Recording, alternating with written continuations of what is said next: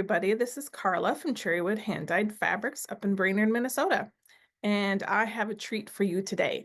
I am so excited to be joining Katie Pasquini Masupust. She is I'm kind of a fangirl of hers, so this is so exciting to be able to chat with her today about this project that we have been doing. And welcome, Katie. Why don't you go ahead and tell us about this fabric line? Your latest fabric line is called Black and White Musical, and it's through Free Spirit.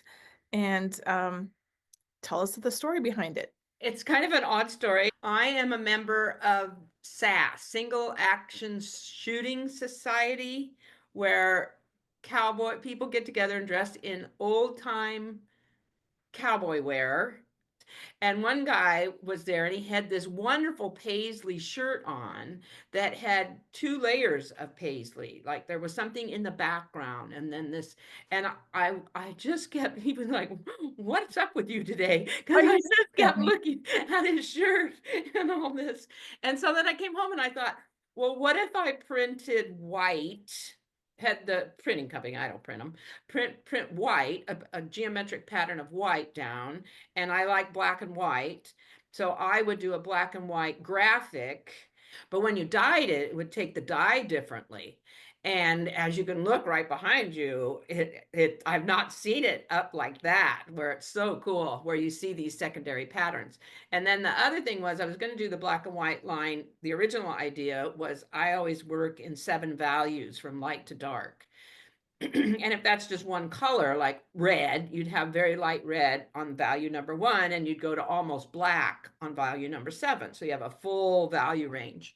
So I always play with black and white. So I had always done white on white was value number 1, white with a little bit of black was value number 2, value number 3 was white with more black, and then 4 being in the middle was equal, like a checkerboard, or equal amounts of black and white. And then number 5 would be black background with a lot of white, 6 black background with less white, and then 7 black on black. So I had already designed that, and that was going to be just fine. But then I had them do a two runs, two dyes, dyed the white on and then put the black over it. Saw this online, I think, and I saw you talking about it, and I thought, oh my gosh, we need to overdye that. Um, Yes. and See, I, there you can see the circles good in that one. Yeah. So it's kind of fun fabric just as black and white. But yeah, then you went and dyed them all these beautiful yeah, colors. It's like, yeah. oh, I want one of each. And the comparisons are Yeah. just amazing. In fact, when we were dyeing them, my staff here was like, what is this? Like we put it in black and white and all of a sudden these designs came out after we dyed it. It was really fun. It's very fun. It's very And fun. I also love that you named them after musical terms. Yes. So you must have a music background. I don't. I just listen to a lot of music, and somehow, many years ago, when naming my quilts, because I listen to music when I design and when I work in my studio, and some music would just like, wow, this is like this quilt is based on this music. So I started naming my quilts after musical terms.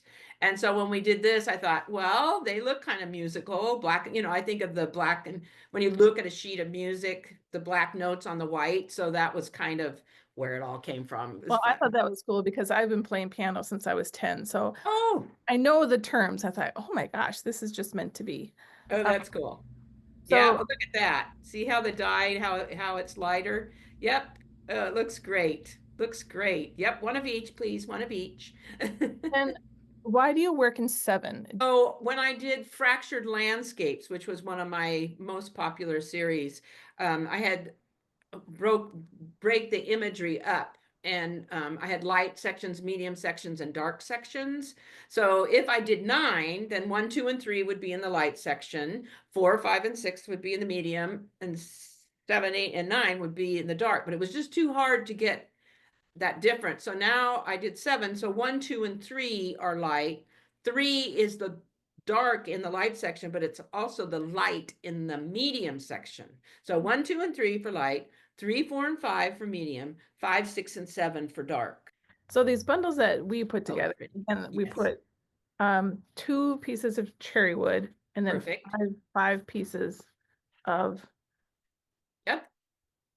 different black and white's Overdyes. So we've got blue, I showed you red, Blue, red.